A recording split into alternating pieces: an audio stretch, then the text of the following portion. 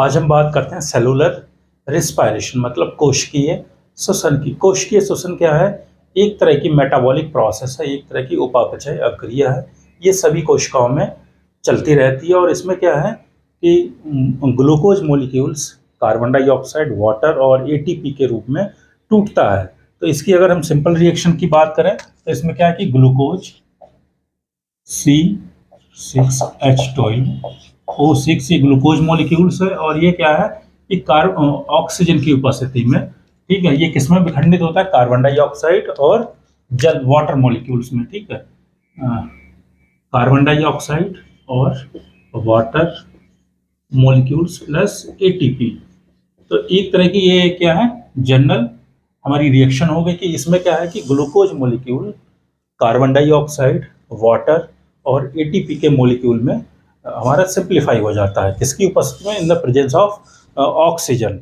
तो ये क्या है एक तरह की, अगर हम इसको देख सकते हैं इस तरह से कर सकते हैं, तो ये जनरल रिएक्शन हो गई कि किसकी? सेलुलर रिस्पायरेशन की, कोशिकीय श्वसन की। ये सभी कोशिकाओं में उपस्थित होती। कुछ अभिक्रिया, कुछ पार्ट जो है अभिक्रिया का हमारा साइटोप्लाज्म में होता है, कोशिका द्रव्य में होता है और कुछ माइटोकॉन्ड्रियल मैट्रिक्स में होता है।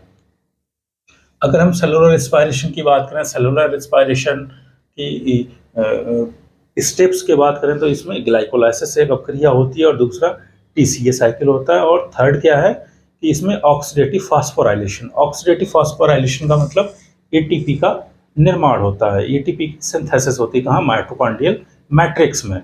तो माइटोकॉन्ड्रिया की जो मैट्रिक्स है उसमें एक सेलुलर मेम्ब्रेन कोशिकीय झिल्ली होती है उसकी, ठीक है, प्लाज्मा लेमा, अपर इनर लेयर और अपर लेयर, ठीक है। तो उसमें क्या होता है कि बहुत सारे एटीपी फॉर्म करने वाले एंजाइम्स होते हैं, मॉलिक्यूल्स होते हैं। उन एंजाइम्स की सहायता से क्या होता है हमारा एटीपी का निर्माण होता है। सेलुलर रिस्पायरेशन से पहले क्या है कि रिस्पायरेशन क्या होता है? तो रिस्पायरेशन सिंपल क्या है कि हम समझ सकते हैं कि एक तरह से गैसों का आदान प्रदान होता है। अगर इसके हम टाइप्स की बात करें तो ये दो तरह से, एक फिजियोलॉजिकल रिस्पायरेशन हो जाएगा और दूसरा सेलुलर रिस्पायरेशन होता है। इसको समझ लेते हैं। एक फिजियोलॉजिकल रिस्पायरेशन, ये दो तरह का होगा, ठीक है। एक हमारा इंटरनल और दूसरा एक्सटर्नल। इंटरनल रिस्पायरेशन और दूसरा कौन सा? हमारा एक्सटर्नल रिस्पायरेशन। एक्सटर्नल, ठीक है। इंटरनल का मतलब आंतरिक श्वसन और बाह्य श्वसन। अगर हम इंटरनल श्वसन की बात करें तो इंटरनल श्वसन में क्या होता है कि एक तरह से जो हमारी ब्लड सेल्स हैं, ठीक है, ब्लड सेल्स जो हमारी रक्त की कोशिकाएं हैं, उन कोशिकाओं में गैसों का आदान प्रदान होता है, कार्बन डाइऑक्साइड और ऑक्सीजन का, ठीक है। Exchange of gases into blood cells,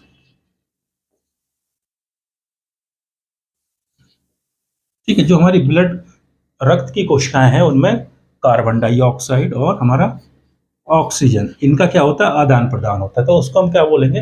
internal respiration. और दूसरा क्या है हमारा लंग्स और ये वाला सिस्टम, माउथ वाला सिस्टम, नाक वाला, तो इसमें क्या है कि केवल गैसों का आदान प्रदान होता है, ठीक है, एक्सचेंज ऑफ गैसेस।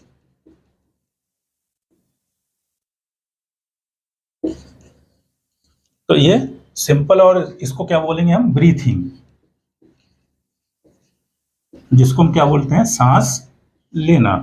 तो ठीक है, इंटरनल रिस्पायरेशन और एक्सटर्नल रिस्पायरेशन। इंटरनल का मतलब आंतरिक श्वसन और इसमें क्या है हमारी जो ब्लड की सेल्स हैं, जो हमारी रक्त की कोशिकाएं हैं, उसमें कार्बन डाइऑक्साइड और ऑक्सीजन का एक्सचेंज होता है, आदान प्रदान होता है। और दूसरा एक्सटर्नल रिस्पायरेशन। एक्सटर्नल का मतलब बाह्य श्वसन। इसमें क्या होता है कि गैसों का आदान प्रदान होता है, जिसको हम क्या बोलते हैं? ब्रीथिंग। और ब्रीथिंग में क्या लंग्स तक का सिस्टम जो है, हमारी श्वास नली और लंग्स, ये इतने इसमें इन्वॉल्व होते हैं, तो इसको क्या बोलते हैं हम? ब्रीथिंग। और इसके बाद क्या है? Cellular respiration. सेलुलर, ठीक है, कोशिकीय श्वसन। अगर हम सेलुलर रिस्पायरेशन की बात करें तो ये भी दो तरह में हम इसको समझ सकते हैं। एक एरोबिक होता है और दूसरा एनारोबिक होता है। ठीक है, एरोबिक रेस्पिरेशन, वायवीय श्वसन, और दूसरा अवायवीय एनारोबिक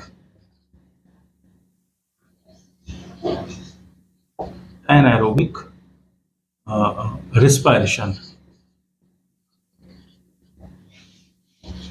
ठीक है, एरोबिक रिस्पायरेशन और क्या है, एनएरोबिक रिस्पायरेशन। अगर हम एरोबिक रिस्पायरेशन की बात करें, एरोबिक का मतलब वायवीय, जो हमारा ऑक्सीजन की उपस्थिति में होता है, in the presence of oxygen. ठीक है, और दूसरा क्या, एनारोबिक का मतलब ऑक्सीजन के एब्सेंस में, ऑक्सीजन क्या है, एब्सेंट होगी, ऑक्सीजन के एब्सेंट होगी, इसमें एनारोबिक अवायवीय श्वसन में। और इसमें किसका फॉर्मेशन होता है, हमारा लैक्टिक एसिड या अल्कोहल का फॉर्मेशन होता है।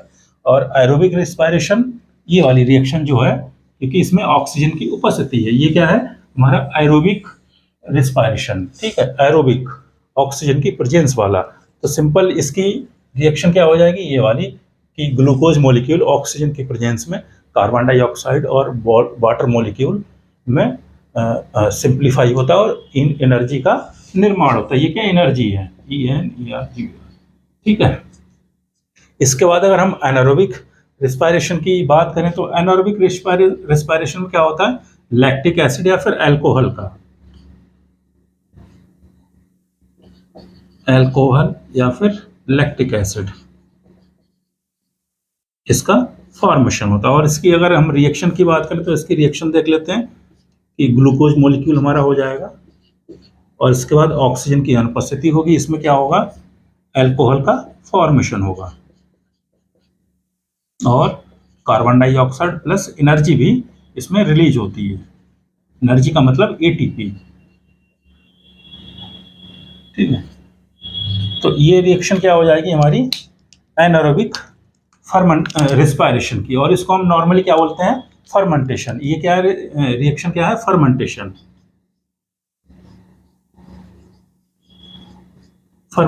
और ये सभी जितने भी हमारी यूकैरियोटिक मोस्टली बैक्टीरियल सेल्स की प्रेजेंस में होती है। ठीक है, बैक्टीरिया में मोस्टली बैक्टीरियल सेल्स इसमें पार्टिसिपेट करती है। तो ये क्या हो जाएगी हमारी जनरल जो इंफॉर्मेशन है, किसके बारे में, रिस्पायरेशन के बारे में, कि रिस्पायरेशन क्या होता है। एक फिजियोलॉजिकल रिस्पायरेशन होगा और दूसरा सेलुलर रिस्पायरेशन होगा। फिजियोलॉजिकल रिस्पायरेशन हम दो कैटेगरी में कैटेगराइज कर सकते हैं, एक इंटरनल और दूसरा एक्सटर्नल। एक्सटर्नल रिस्पायरेशन में क्या होता है, हम ब्रीथिंग से समझ सकते हैं कि गैसों का आदान प्रदान। ठीक है, सभी गैसों का एक मिश्रण होगा, उनका आदान प्रदान होगा हमारा श्वास नली से और हमारे लंग्स के माध्यम से। दूसरा क्या, इंटरनल रिस्पायरेशन में क्या है कि इसमें जो हमारी ब्लड सेल्स हैं, ठीक है, जो हमारी रक्त की कोशिकाएं हैं, वो रक्त की कोशिकाओं में क्या होता है, कार्बन डाइऑक्साइड और ऑक्सीजन का एक्सचेंज होता है, तो उसको हम इंटरनल रिस्पायरेशन बोलेंगे। और दूसरा क्या है हमारा सेलुलर रिस्पायरेशन, जो कि हमारे सिलेबस में है। ठीक है, सेलुलर रिस्पायरेशन। ये सेलुलर रिस्पायरेशन दो कंडीशन में होता है, एक ऑक्सीजन की उपस्थिति में, जिसको हम क्या बोलते हैं, एरोबिक या वायवीय रिस्पायरेशन या वायवीय श्वसन, और दूसरा क्या है, ऑक्सीजन की अनुपस्थिति में। ठीक है, जहाँ पे ऑक्सीजन अनुपस्थित होगी वहाँ पे एनारोबिक रिस्पायरेशन होगा, और इसमें इसको हम फर्मेंटेशन बोलते हैं। इसमें अल्कोहल का फॉर्मेशन होगा या फिर लैक्टिक एसिड का फॉर्मेशन होगा, और इसके साथ क्या, कार्बन डाइऑक्साइड का। इसमें क्या होता है, इसमें अपूर्ण विघटन होता है। ठीक है, और जो एरोबिक है इसमें कंप्लीट सिंप्लीफिकेशन हो जाता है। तो ये क्या है, ओवरऑल हमारा सेलुलर रिस्पायरेशन है। अगर हम सेलुलर रिस्पायरेशन में एरोबिक रिस्पायरेशन की बात करें, तो यही हम आगे समझेंगे। इसमें क्या क्या होता है, एक ग्लाइकोलाइसिस की प्रोसेस होती है,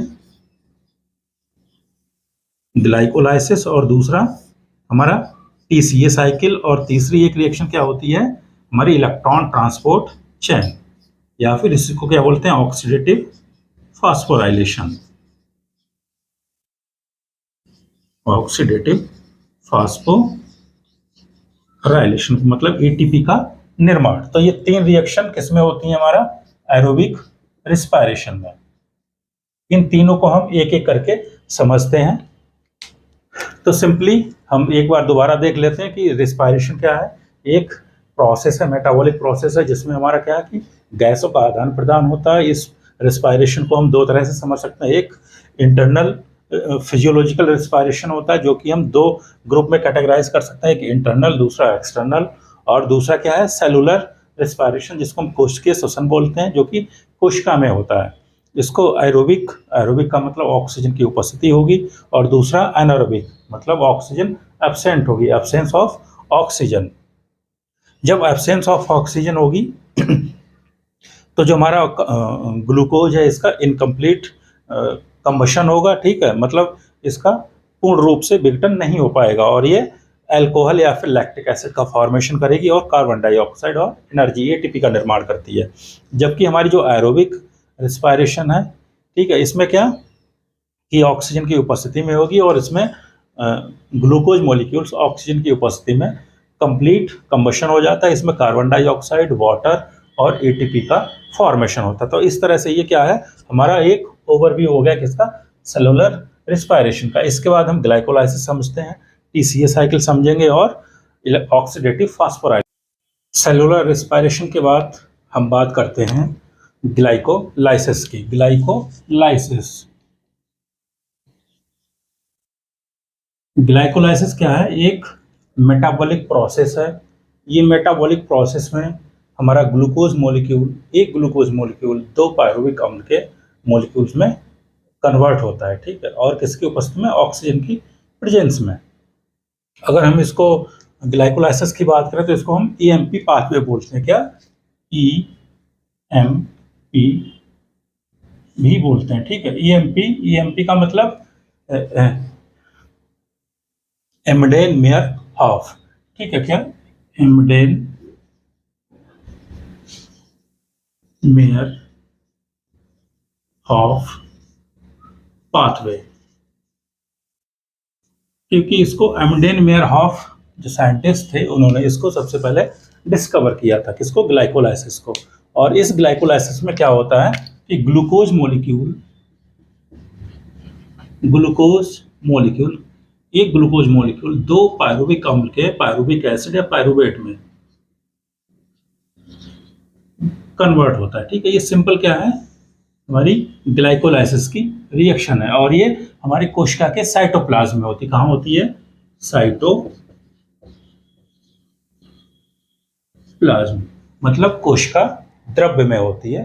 क्यों होती है कोशिका द्रव्य में, क्योंकि इसके सभी एंजाइम्स, इस ग्लाइकोलाइसिस से संबंधित जितने भी एंजाइम्स हैं, ये सभी हमारे साइटोप्लाज्म में उपस्थित होते हैं, जिसके कारण ये हमारी जो ग्लाइकोलाइसिस की प्रक्रिया ये साइटोप्लाज्म में संपन्न होती है। तो इसके अगर हम रिएक्शंस की बात करें ग्लाइकोलाइसिस की, तो इसमें 10 रिएक्शन होती हैं, ठीक है। ग्लूकोज से जो पायरुवेट बनने की प्रोसेस है ये 10 अभिक्रियाओं में कंप्लीट होती है। हम इसकी एक एक करके अभिक्रिया देखेंगे। अगर हम इसके पार्ट डिवाइड करें तो इसको हम दो भागों में समझ सकते हैं, एक प्रीपेटरी फेज और दूसरी पे ऑफ, ठीक है। प्रीपेटरी फेज और दूसरा क्या था, पे ऑफ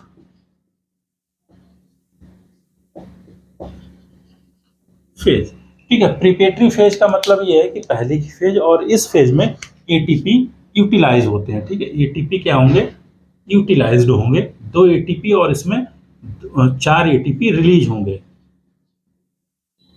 कितने रिलीज होंगे, 4 एटीपी। तो इसको क्या है, पे ऑफ फेज बोलते हैं। तो हम इसकी क्या है, सभी रिएक्शंस देख लेते हैं। ये सभी रिएक्शंस कहाँ होती हैं, साइटोप्लाज्म में, कोशिका द्रव्य में, और इसको दो भागों में डिवाइड कर सकते हैं, एक प्रीपेटरी फेज और दूसरा पे ऑफ फेज। पे ऑफ फेज में 4 एटीपी मॉलिक्यूल्स का निर्माण होता है, और प्रीपेटरी फेज में क्या है, एटीपी यूटिलाइज्ड होते हैं। इस अभिक्रिया में 2 एटीपी की आवश्यकता पड़ेगी, ठीक है। तो इसको हम समझ लेते हैं सभी अभिक्रियाओं को कि इसमें कौन कौन सी रिएक्शंस होती हैं। तो ग्लूकोज से सबसे पहले क्या बनता है, ग्लूकोज, ठीक है, C6H12O6। ये ग्लूकोज, इसको इस तरह से समझ सकते हैं, ग्लूकोज किस में कन्वर्ट होता है, ग्लूकोज 6 फॉस्फेट में, ठीक है। ग्लूकोज किस में कन्वर्ट हुआ, ग्लूकोज 6 फॉस्फेट। जब ग्लूकोज 6 फॉस्फेट में कन्वर्ट होगा तो इस रिएक्शन के लिए हमारा मैग्नीशियम आयन उपस्थित होता है, ठीक है। इस मैग्नीशियम आयन की प्रेजेंस बहुत ही जरूरी होती है, ठीक है। और इसमें क्या होगा कि एटीपी यूटिलाइज होगा, ठीक है। एक एटीपी क्या है, इस अभिक्रिया के लिए आवश्यक होगा और इसमें एडीपी का फॉर्मेशन होगा, ठीक है। तो ये सिंपल हमारी फर्स्ट रिएक्शन होगा कि ग्लूकोज से ग्लूकोज 6 फॉस्फेट में, और इसमें क्या एक एंजाइम पार्टिसिपेट करता है, वो कौन सा करता है, हेक्सोकाइनेज। कौन सा एंजाइम, हेक्सोकाइनेज, या इसका पूरा नाम क्या है, ग्लूको हेक्सोकाइनेज,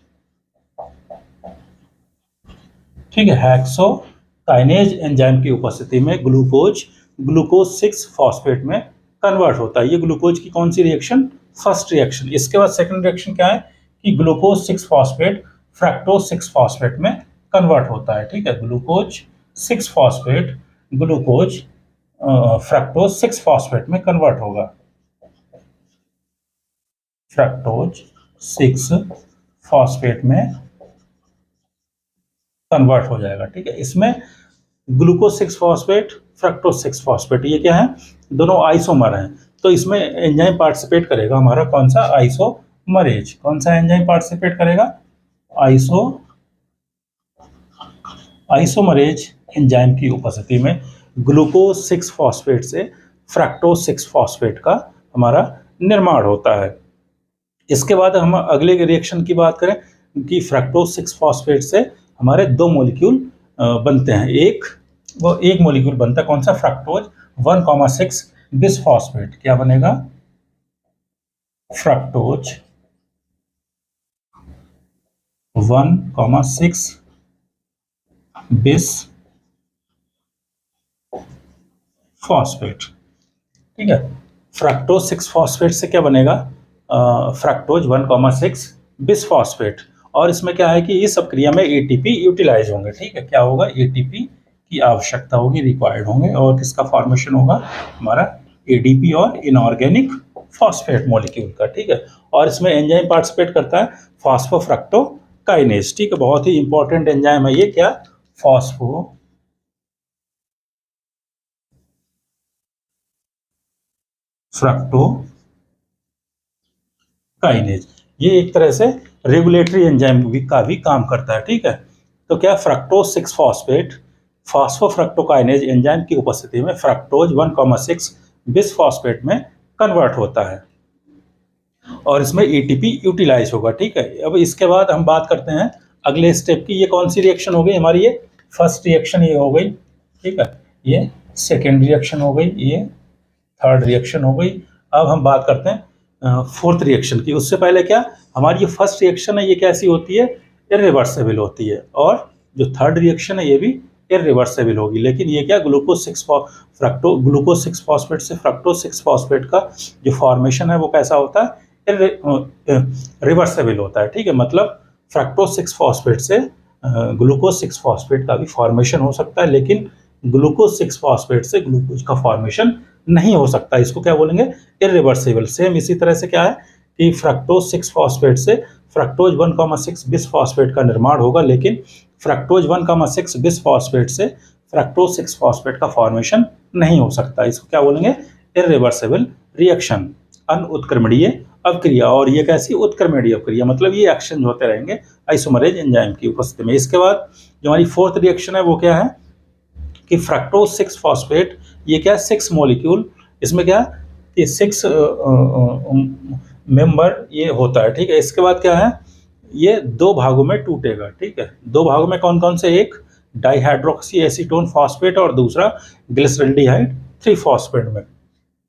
ये भी रिवर्सिबल रिएक्शन होगी, ठीक है। दो भागों में किसमें टूटेगा, एक डाइहाइड्रोक्सी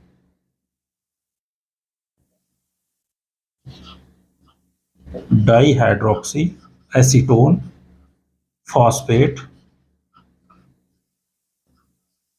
शॉर्ट में इसको क्या बोलते हैं, DHAP, ठीक है। डाइहाइड्रोक्सी एसीटोन फॉस्फेट, और दूसरा मॉलिक्यूल 3 कार्बन का मॉलिक्यूल कौन सा बनेगा हमारा, ग्लिसरल्डिहाइड 3 फॉस्फेट,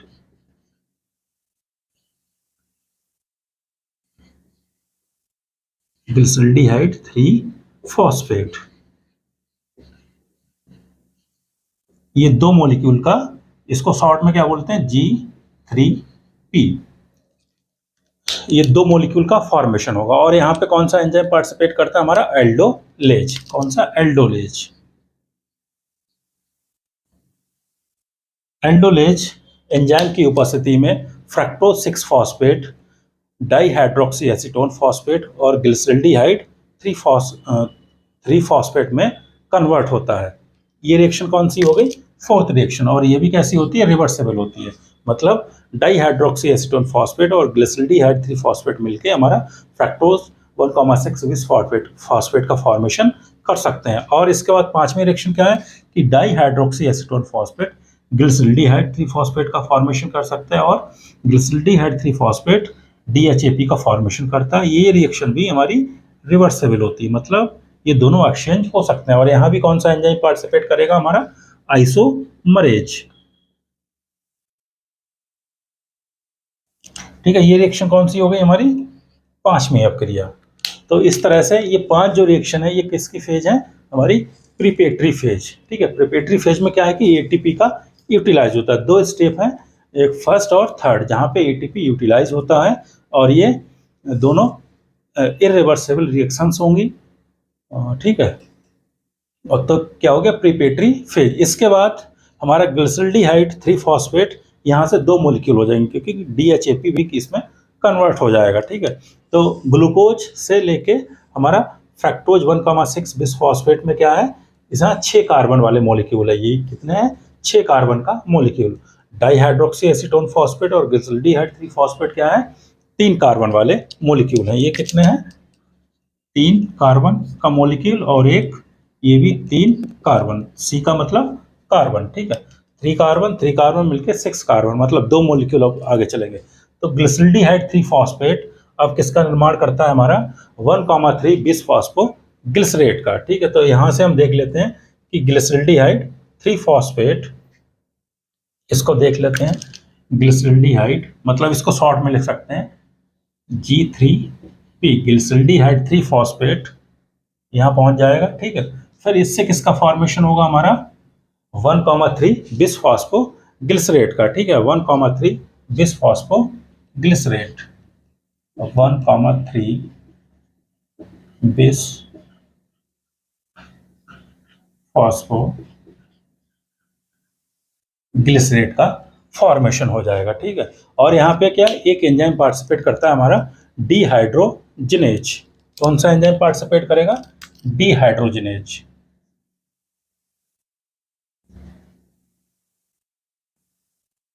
ठीक है, जो डिहाइड्रोजिनेज एंजाइम है यहाँ पे हमारा NAD पार्टिसिपेट करता है। ठीक है, NAD किस में कन्वर्ट हो जाएगा? NADH में। ठीक है, NAD किस में कन्वर्ट हो जाएगा? NADH plus hydrogen ion. ठीक है, तो ये क्या हो जाएगा? डिहाइड्रोजिनेज एंजाइम की उपस्थिति में क्या हो जाएगा? हमारा 1,3 बिस फॉस्फो ग्लिसरेट का फॉर्मेशन हो जाएगा। ठीक है, इसके भी 2 मोलिक्यूल हो जाएंगे सभी, और इसके साथ इनऑर्गेनिक फॉस्फेट भी होता है। ठीक है, इसके भी 2 मोलिक्यूल होंगे ये वाले, और फिर इन सभी के 2 मोलिक्यूल चलेंगे क्योंकि यहाँ 6 कार्बन की प्रिपेटरी फेज थी और पे ऑफ फेज क्या है?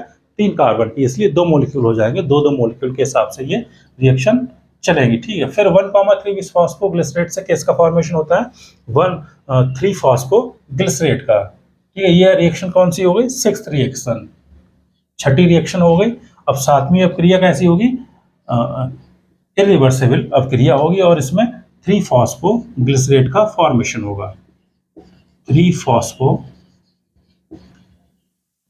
ग्लिसरेट का फॉर्मेशन हो जाएगा। ठीक है, तो इसमें क्या होगा? हमारा ADP यूज होंगे और ATP का फॉर्मेशन होगा, और ये हमारी फर्स्ट सबस्ट्रेट लेवल फॉस्फोराइलेशन की अभिक्रिया होती है। ठीक है, तो इसमें एंजाइम पार्टिसिपेट करता है फॉस्फोग्लिसरेट काइनेज, या शॉर्ट में क्या हम काइनेज भी बोल सकते हैं इसको, क्या?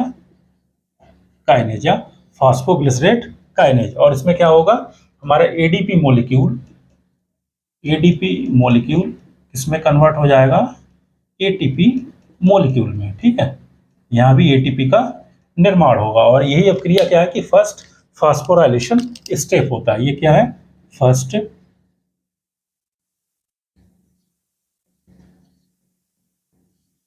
फॉस्फोराइलेशन स्टेप है। ठीक है। और लास्ट वाला कौन सा, दूसरा कौन सा, दूसरा फास्फोराइलेशन स्टेप कौन सा हो जाएगा हमारा, लास्ट वाला। ठीक है, तो ये क्या है, 7th रिएक्शन हो गई और 3 फास्फोग्लिसरेट का फॉर्मेशन हो जाएगा। इसके बाद 2 फास्फोग्लिसरेट का निर्माण होता है। ठीक है, किसका निर्माण होगा, 2 फास्फोग्लिसरेट का, 2 फास्फोग्लिसरेट। और यहाँ भी एंजाइम कौन सा पार्टिसिपेट करेगा, हमारा म्यूटेज। ठीक है, यहाँ पे कौन सा, म्यूटेज। जो फास्फो, ये काइनेज की जगह पे क्या होगा, जहाँ, हाँ ठीक है, ग्लिसरेडिहाइड 3 फॉस्फेट से 1,3 बिस फास्फोग्लिसरेट, और इसके बाद यहाँ डिहाइड्रोजनेज एंजाइम पार्टिसिपेट करेगा। इसके बाद जो 7th रिएक्शन है, यहाँ बिस फास्फोग्लिसरेट से 3 फास्फोग्लिसरेट का निर्माण होगा। और 8th रिएक्शन क्या है कि 3 फास्फोग्लिसरेट से किसका फॉर्मेशन होगा, हमारा 2 फास्फोग्लिसरेट का। और यहाँ पे एक एंजाइम होता है फास्फोग्लिसरेट म्यूटेज, MUTASE। ठीक है, म्यूटेज एंजाइम की उपस्थिति में क्या है कि 3 फास्फोग्लिसरेट किस में कन्वर्ट हो जाएगा, 2 फास्फोग्लिसरेट में। इसके बाद 2 फास्फोग्लिसरेट से किसका फॉर्मेशन होगा, 2 फास्फोइनोल पायरुवेट का। इस रिएक्शन के बाद क्या होगी, हमारी 9th रिएक्शन होगी, और इसमें 2 फास्फोइनोल पायरुवेट या फास्फोइनोल पायरुवेट, फास्फोइनोल पायरुवेट का फॉर्मेशन होगा। और ये कौन सी अपक्रिया है, हमारी 9th रिएक्शन। और इसी में क्या, हमारा वाटर मॉलिक्यूल भी रिलीज होता है। ठीक है, यहाँ पे क्या, एक वाटर मॉलिक्यूल रिलीज होगा। और यहाँ पे एंजाइम पार्टिसिपेट करता है कौन सा, इनोलेज। ठीक है, इनोलेज एंजाइम की उपस्थिति में हमारा 2 फास्फोग्लिसरेट फास्फोइनोल पायरुवेट या 2 फास्फोइनोल पायरुवेट में कन्वर्ट होगा। इसके बाद 2 फास्फोइनोल पायरुवेट किसमें कन्वर्ट होता है, हमारा पायरुवेट में, और कौन सा, काइनेज एंजाइम की उपस्थिति में। और यहाँ भी क्या होगा, हमारा ATP का फॉर्मेशन होगा। ये कौन सी क्रिया होगी, हमारी 10th अपक्रिया। जो 10th रिएक्शन है ये भी इरिवर्सिबल होगी, और इसमें पायरुवेट का फॉर्मेशन हो जाएगा। ठीक है, पायरुवेट या पायरुविक अम्ल का।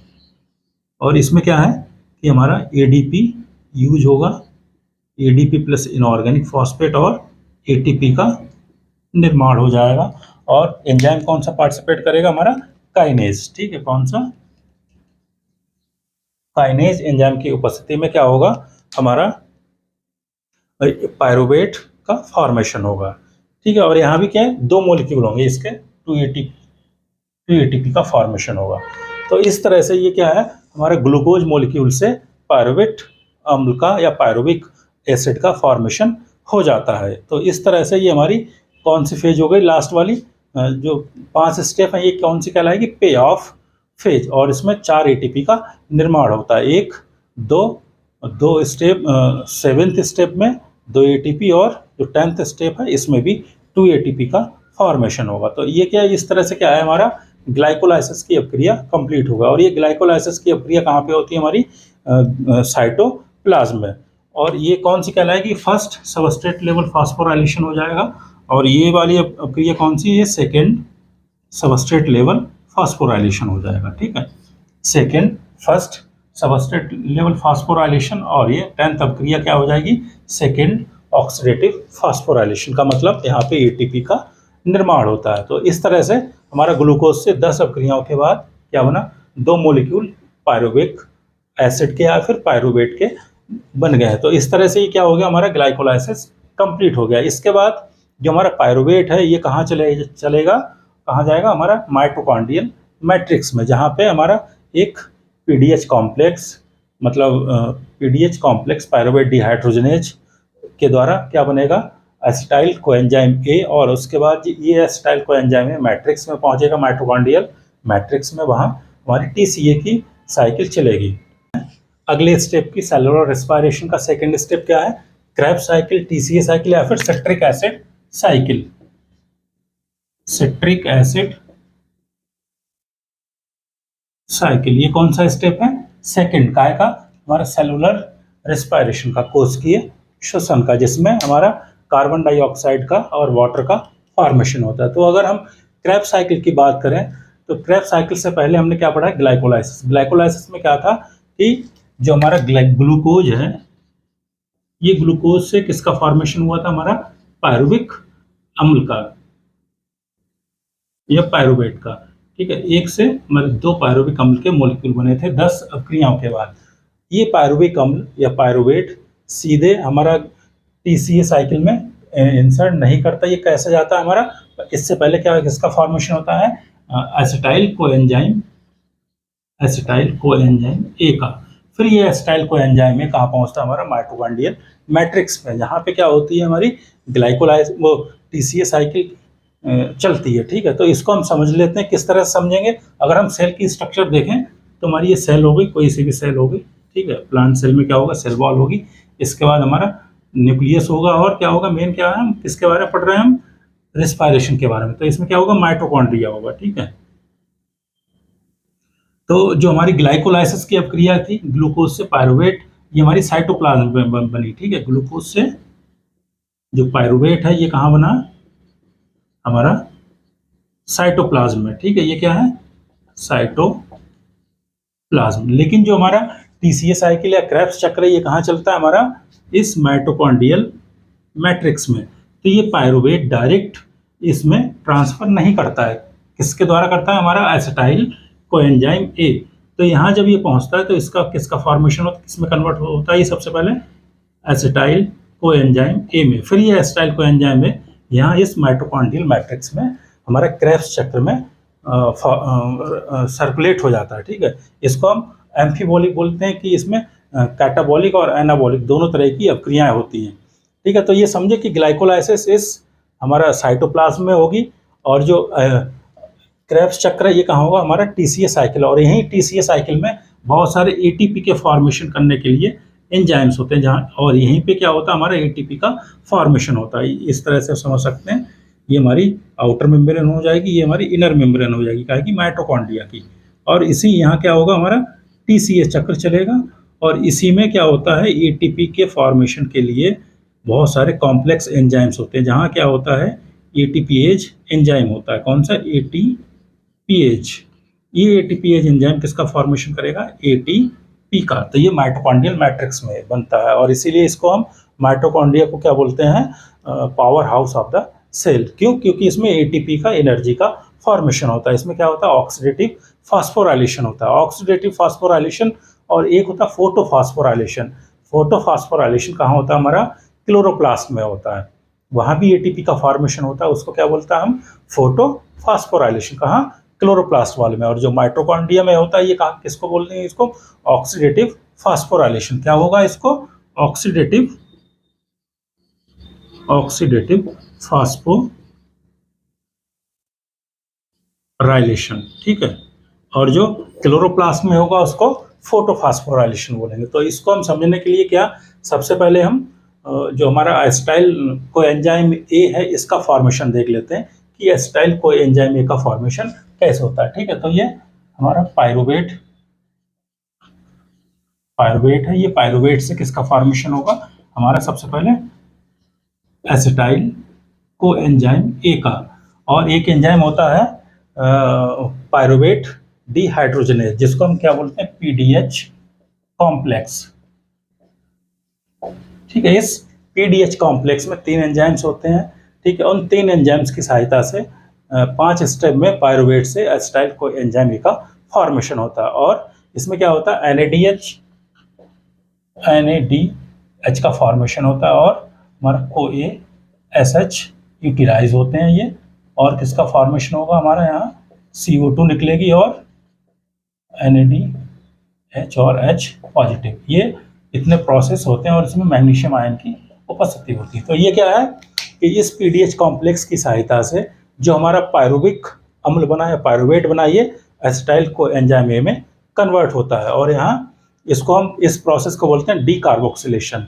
ठीक है, इसमें COOH ग्रुप डीकार्बोक्सिलेशन होता है। ठीक है, CO2 भी रिलीज होती है। तो इसलिए ये पीडीएच कॉम्प्लेक्स है, ये भी बहुत ज़्यादा इंपॉर्टेंट है, पीडीएच कॉम्प्लेक्स। इससे क्या होता है, पायरुविक एसिड से हमारा एसिटाइल कोएंजाइम ए का फॉर्मेशन होता है। फिर ये एसिटाइल कोएंजाइम ए हमारा माइटोकॉन्ड्रियल मैट्रिक्स में पहुंच जाता है। फिर ये माइटोकॉन्ड्रियल मैट्रिक्स में बहुत किसके साथ, ऑक्जेलो एसीटेट के साथ मिलके किसका फॉर्मेशन करेगा, हमारा citric acid, try carboxylic acid का फॉर्मेशन करता है। तो इसको हम समझ लेते हैं इसके स्टेप्स कि ये एसिटाइल कोएंजाइम ए कहाँ पहुंच जाएगा, हमारा यहाँ माइटोकॉन्ड्रियल मैट्रिक्स में, और यहाँ क्या होगा हमारा ऑक्जेलो एसीटेट।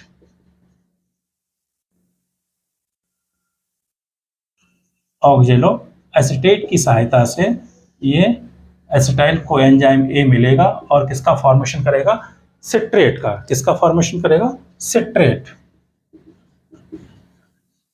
सिट्रेट या फिर आइसो सिट्रेट। और इसमें एंजाइम कौन सा, सिट्रेट सिंथेज, सिट्रेट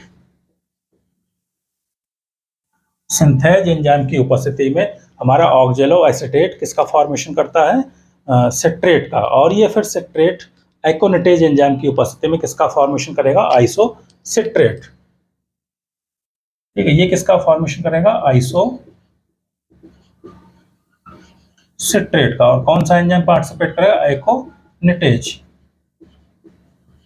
इस एकोनिटेज एंजाइम की उपस्थिति में हमारा सिट्रेट किस में कन्वर्ट होता है, आइसो सिट्रेट में। फिर जो आइसो सिट्रेट है ये आइसो सिट्रेट डीहाइड्रोजनेज एंजाइम की उपस्थिति में किस में कन्वर्ट होगा, अल्फा कीटो ग्लूटारेट में। किस में कन्वर्ट हो जाएगा, अल्फा कीटो ग्लूटारेट में। ठीक है, ये अल्फा कीटो ग्लूटारेट में कन्वर्ट होगा। और कौन सा एंजाइम, आइसो सिट्रेट डीहाइड्रोजनेज। ठीक है, आइसो सिट्रेट डीहाइड्रोजिनेज एंजाइम की उपस्थिति में जो हमारा आइसोसिट्रेट है ये अल्फा कीटो ग्लूटारेट में कन्वर्ट हो जाएगा। और इसमें क्या है, हमारी कार्बन डाइऑक्साइड भी रिलीज होगी। और इसमें क्या होगा, NAD यूज होगा। ठीक है, NAD यूज होगा। और किसका रिलीज होगा इसके बाद, NADH का और इसके बाद H का। तो इस तरह से ये क्या, डिकार्बोक्सिलेशन रिएक्शन ये भी है, इसमें भी कार्बोक्सिल ग्रुप का रिलीज होता है या, और ये आइसोसिट्रेट से डीहाइड्रोजनेज एंजाइम की उपस्थिति में अल्फा कीटो ग्लूटारेट का फॉर्मेशन होता है। फिर ये अल्फा कीटो ग्लूटारेट क्या करता है, ऑक्सीडेटिव डिकार्बोक्सिलेशन रिएक्शन के द्वारा सक्सिनाइल कोएंजाइम ए का फॉर्मेशन करता है। किसका करेगा, सक्सिनाइल कोएंजाइम ए का फॉर्मेशन करेगा। किसका, ऑक्सीडेटिव डिकार्बोक्सिलेशन। ठीक है, ये क्या है, ऑक्सीडेटिव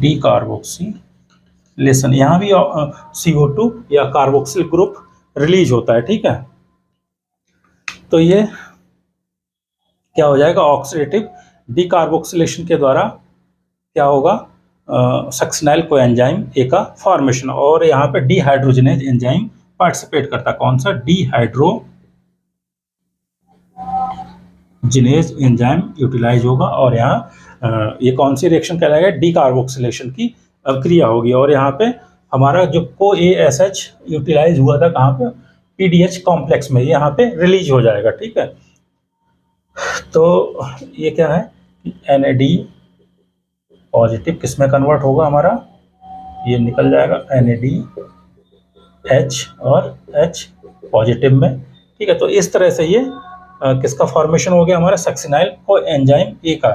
ठीक है, और यहाँ पे किसका यूज होगा,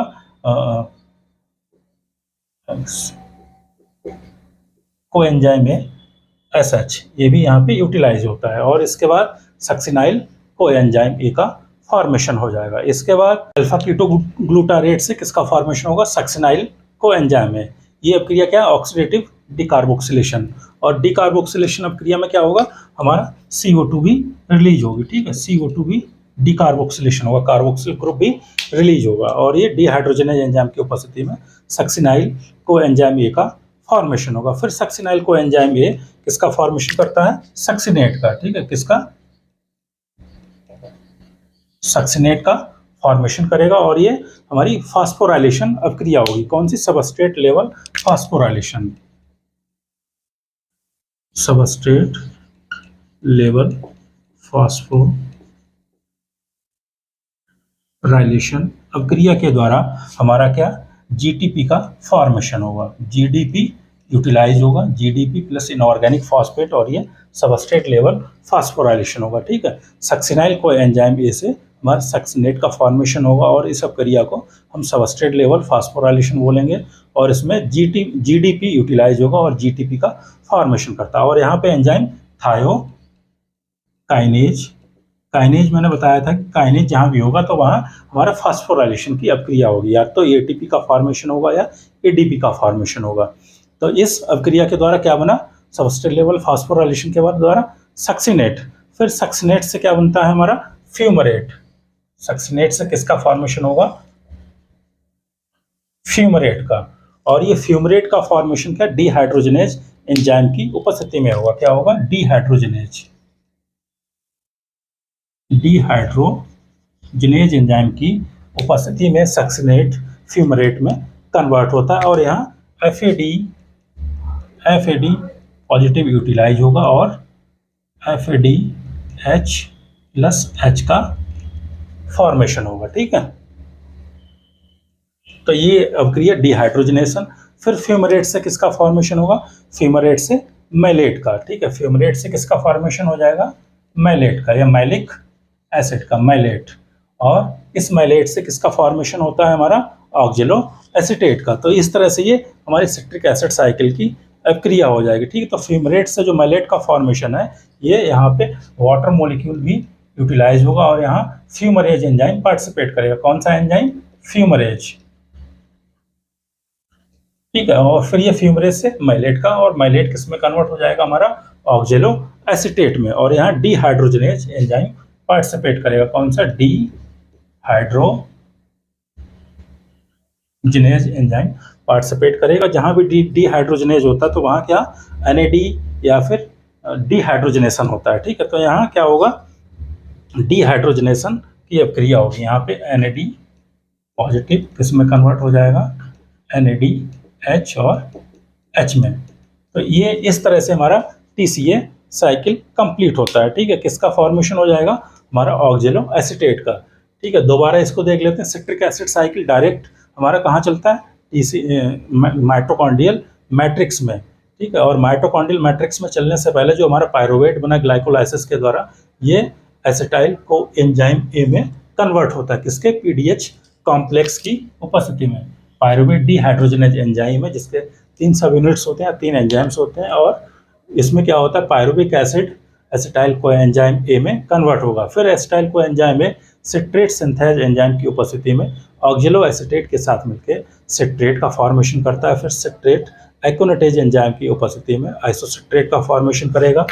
फिर ये आइसोसिट्रेट इसका फॉर्मेशन, आइसोसिट्रेट डिहाइड्रोजनेज एंजाइम की उपस्थिति में अल्फा कीटो ग्लूटारेट का फॉर्मेशन करता है। फिर ये अल्फा कीटो ग्लूटारेट हमारा सक्सिनाइल को एंजाइम ए, फिर सक्सिनाइल को एंजाइम ए थायोकाइनेज या सबस्ट्रेट लेवल फास्फोराइलेशन के द्वारा सक्सिनेट का फॉर्मेशन करता है। फिर ये सक्सिनेट फ्यूमरेट का निर्माण करेगा, और ये फिर फ्यूमरेट मैलेट में कन्वर्ट होता है, और मैलेट लास्ट में ऑक्जेलो एसीटेट में कन्वर्ट होता है। फिर ऑक्जेलो एसीटेट इस एसिटाइल को एंजाइम ए और मिलके सिट्रेट का फॉर्मेशन करता है। तो ये क्या हो जाएगा हमारा TCA साइकिल। और यहाँ हमारा ये डिकार्बोक्सिलेशन स्टेप ये है और दूसरा ये है। तो यहाँ क्या कार्बन डाइऑक्साइड का फॉर्मेशन होगा, और क्या इस प्रक्रिया में क्या ये हाइड्रोजन आयंस रिलीज होते हैं। ठीक है, एक ये हाइड्रोजन हो गया, फिर ये हाइड्रोजन हो गया। ठीक है, इसी तरह से ये वाले हाइड्रोजन हो गए FAD या फिर NAD के साथ जो रिलीज होने वाले हाइड्रोजन है, ये क्या है कि हाइड्रोजन आयंस यहाँ बनते हैं। ठीक है, ये फिर हाइड्रोजन आयंस बहुत सारे क्या हाइड्रोजन पोटेंशियल या हाइड्रोजन आयन ग्रेडियंट का फॉर्मेशन करते हैं, क्योंकि यहाँ हाइड्रोजन की आयनों की सांद्रता अधिक हो जाएगी माइटोकॉन्ड्रियल मैट्रिक्स में, और बाहर कम हो जाएगी। जो इनर स्पेस है, इनर माइटोकॉन्ड्रियल मेम्ब्रेन स्पेस, इस मेम्ब्रेन स्पेस में हाइड्रोजन आयनों की सांद्रता कम होगी, जिससे क्या एक इन दोनों के बीच में ग्रेडियंट का फॉर्मेशन हो जाएगा। और जब ग्रेडियंट का फॉर्मेशन होगा तो इलेक्ट्रॉन्स फ्लो होंगे, और इसी माइटोकॉन्ड्रिया की जो इनर मेम्ब्रेन है, इसमें बहुत सारे क्या होते हैं, हमारे एंजाइम्स होते हैं, इलेक्ट्रॉन कैरियर्स होते हैं। जैसे साइटोक्रोम हो जाएगा, साइटोक्रोम ए हो जाएगा, साइटोक्रोम बी हो जाएगा, साइटोक्रोम सी हो जाएगा। ठीक है, तो ये साइटोक्रोम या प्लास्टोसाइनिन ये सारे मिलके क्या हैं, एक इलेक्ट्रॉन ट्रांसपोर्ट चेन का फॉर्मेशन करते हैं, और ये इलेक्ट्रॉन ट्रांसपोर्ट चेन हमारा एटीपी एंजाइम की उपस्थिति में एडीपी और इनऑर्गेनिक फॉस्फेट मिलके इसी माइटोकॉन्ड्रियल मैट्रिक्स में एटीपी का फॉर्मेशन करते हैं, जिसको हम क्या बोलते हैं, ऑक्सीडेटिव फास्फोराइलेशन। और इसी ऑक्सीडेटिव फास्फोराइलेशन, ये इसके लिए बहुत सारी थ्योरीज भी हैं, थ्योरी दी गई हैं, जैसे मैकेलिस मेंसन ने एक दी थी, ठीक है। तो इसी को हम आगे समझते हैं कि इलेक्ट्रॉन कैरियर्स किस तरह से हमारे आगे बढ़ते हैं और इलेक्ट्रॉन का फ्लो करते हैं और एटीपी का फॉर्मेशन करते हैं। तो इस तरह से हमारा सेलुलर रेस्पिरेशन का फर्स्ट स्टेप ग्लाइकोलाइसिस, दूसरा क्या था, एसिटाइल कोएंजाइम ए का फॉर्मेशन, मतलब पायरुविक एसिड से पीडीएच कॉम्प्लेक्स की उपस्थिति में एसिटाइल कोएंजाइम ए का फॉर्मेशन। फिर ये एसिटाइल कोएंजाइम ए हमारा सिट्रिक एसिड साइकिल के द्वारा कार्बन डाइऑक्साइड रिलीज करता है। तो इस तरह से ये क्या हो गया हमारा citric acid cycle. Citric acid cycle के बाद हम क्या समझते हैं कि किस तरह से इलेक्ट्रॉन्स का फ्लो होता है और इलेक्ट्रॉन का और एटीपी का फॉर्मेशन होता है, मतलब एटीपी सिंथेसिस, मतलब ऑक्सीडेटिव फास्फोराइलेशन, जो कि हमारा थर्ड स्टेप था। क्या था, एटीपी का फॉर्मेशन, जनरेशन, या फिर हमारा oxidative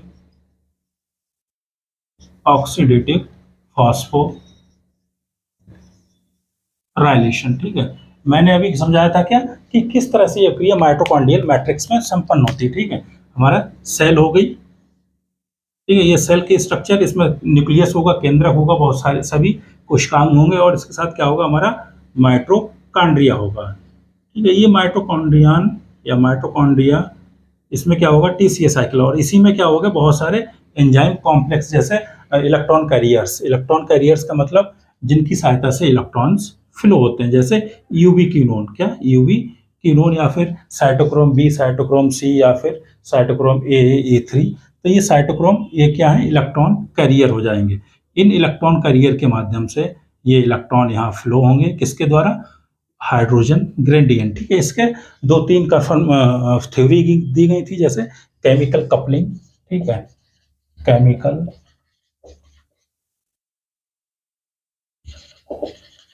chemical coupling theory, hypothesis. इसके बाद एक क्या थी, केमिकल कपलिंग हाइपोथेसिस थी, कीमियो ऑस्मोटिक थ्योरी थी, और कन्फर्मेशनल, ठीक है, कन्फर्मेशनल कपलिंग हाइपोथेसिस। और तीसरी क्या थी हमारी, कन्फर्मेशनल कपलिंग, वो कीमियो ऑस्मोटिक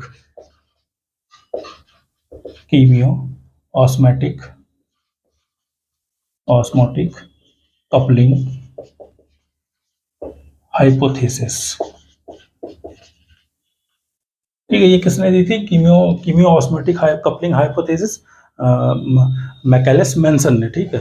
तो यही सर्वमान्य एक हाइपोथेसिस है जिसके द्वारा हमारा एटीपी का जनरेशन होता है, किसका, एटीपी का निर्माण होता है, ठीक है। कहाँ, माइटोकॉन्ड्रियल मैट्रिक्स में।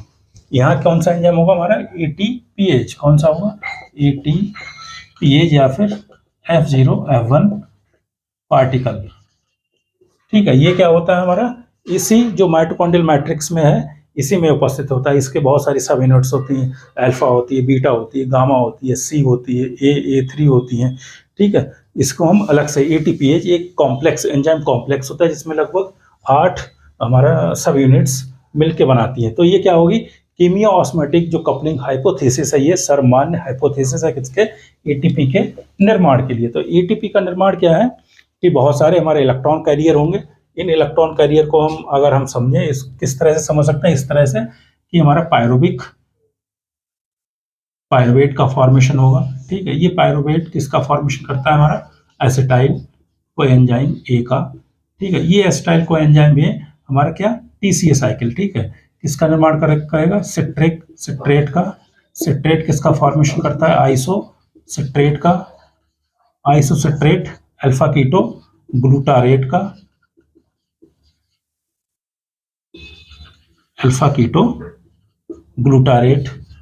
कीटो ग्लूटारेट काहे का फॉर्मेशन करेगा, हमारा सक्सिनाइल कोएंजाइम ए का, सक्सिनाइल कोएंजाइम ए सक्सिनेट का फॉर्मेशन करेगा। ये सक्सिनेट फ्यूमरेट का फॉर्मेशन करेगा और फ्यूमरेट मैलेट का फॉर्मेशन करता है। मैलेट ऑक्जेलो एसीटेट का फॉर्मेशन करेगा और ये ऑक्जेलो एसीटेट हमारा एसिटाइल को एंजाइम ए का फॉर्मेशन करेगा। ठीक है, जो आइसोसेट्रेट है यहाँ जैसे कार्बन डाइऑक्साइड रिलीज होती है और हमारा NADH के साथ हाइड्रोजन आयन रिलीज होते हैं। ठीक है, इसके बाद इसी तरह से जब आइसोसेट्रेट से हमारा अल्फा कीटो ग्लूटारेट का फॉर्मेशन करता है तो यहाँ भी हमारी कार्बन डाइऑक्साइड रिलीज होती है और इसको हम डिटेल में कहाँ समझे थे अभी TCA साइकिल में, तो वहाँ भी हमारे हाइड्रोजन आयंस रिलीज होते हैं। इसके बाद फ्यूमरेट से मैलेट और मैलेट से ऑक्जेलो एसीटेट, यहाँ भी क्या है कि हाइड्रोजन आयंस रिलीज होते हैं। ठीक है, ये हाइड्रोजन आयंस कहाँ पहुँचेंगे हमारे, हम समझ सकते हैं इस तरह से कि ये हाइड्रोजन आयंस सभी कहाँ NADH का फॉर्मेशन करते हैं। ठीक है, NADH का, फिर ये NADH यही होगा। ठीक है, NADH डिहाइड्रोजनेज कॉम्प्लेक्स। ठीक है, इन एंजाइम्स के हम नाम देख लेते हैं। इस NADH जो डिहाइड्रोजिनेज, ठीक है, NADH डिहाइड्रोजिनेज ये एंजाइम कॉम्प्लेक्स है। ठीक है, इस एंजाइम कॉम्प्लेक्स के पास इलेक्ट्रॉन्स पहुंचेंगे। फिर इस NADH डिहाइड्रोजिनेज क्या यूबिक्विनोन को यूबिक्विनोन क्या साइटोक्रोम C। ठीक है, साइटोक्रोम C क्या साइटोक्रोम बी। ठीक है, साइटोक्रोम बी, फिर साइटोक्रोम C और फिर साइटोक्रोम C क्या करेगा, जो नेक्स्ट कैरियर होगा इलेक्ट्रॉन कैरियर कौन सा साइटोक्रोम C1। ठीक है, साइटोक्रोम C1, फिर साइटोक्रोम C1 क्या करेगा हमारा, ठीक है, साइटोक्रोम C/T क्या ये साइटोक्रोम C/T क्या है साइटोक्रोम, तो साइटोक्रोम C1 पहुंचाएगा A3 के लिए इलेक्ट्रॉन्स। तो ये क्या एक तरह से इलेक्ट्रॉन यहाँ इलेक्ट्रॉन पहुंच रहे हैं ये।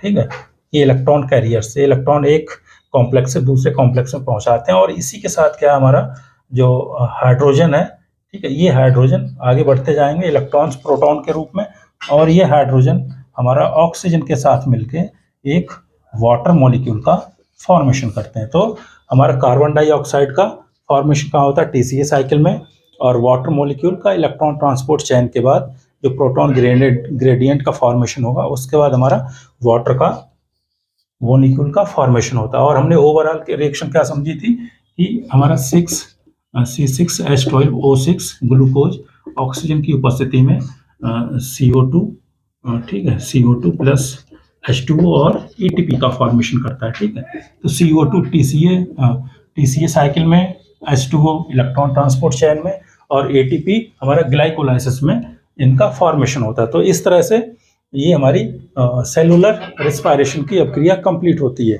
और ये जितने भी हमने नाम चुने NADH dehydrogenase, ubiquinone, cytochrome B, cytochrome C, cytochrome C1, cytochrome AA3, ठीक है, ये सभी साइटोक्रोम यहाँ उपस्थित होते हैं। ठीक है, इस इनर माइटोकॉन्ड्रियल मेम्ब्रेन में, और यही इनर माइटोकॉन्ड्रियल मेम्ब्रेन में कौन सा एंजाइम होगा ATPase, और यहाँ फिर ATP का फॉर्मेशन हो जाएगा इस इलेक्ट्रॉन कैरियर के बाद, क्योंकि ये प्रोटॉन ग्रेडियंट बनता है जिसके लिए कौन सी थ्योरी थी ये कीमियो ऑस्मेटिक थ्योरी। तो इसको जो है अच्छे से समझ लें, ये क्या हो जाएगा हमारा सेलुलर रेस्पिरेशन। ठीक है, कौन कौन से स्टेप थे, ग्लाइकोलाइसिस था। ठीक है, इसके बाद ग्लाइकोलाइसिस में पायरुवेट का फॉर्मेशन होता था, फिर पायरुवेट से इसका फॉर्मेशन होता है सक्सिनाइल कोएंजाइम ए का PDH कॉम्प्लेक्स के द्वारा। फिर ये PDH complex succinyl coenzyme A का फॉर्मेशन के बाद सिट्रिक एसिड या TCA साइकिल चलता है। TCA साइकिल से हमारा कार्बन डाइऑक्साइड रिलीज होता है।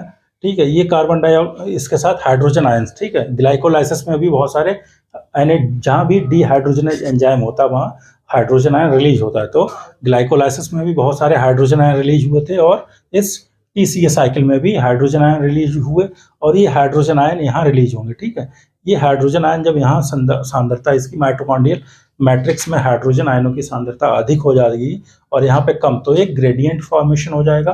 और इसी थ्योरी को मैकलिस मेंसन ने क्या बोला था, कीमियो ऑस्मेटिक कपलिंग हाइपोथेसिस, और इसी के द्वारा ये electron carriers NADH dehydrogenase, ubiquinone, cytochrome B, cytochrome C, cytochrome C1 और साइटोक्रोम AA3, ये हमारे ऑक्सीजन के साथ मिलके इसका फॉर्मेशन करते हैं वाटर का।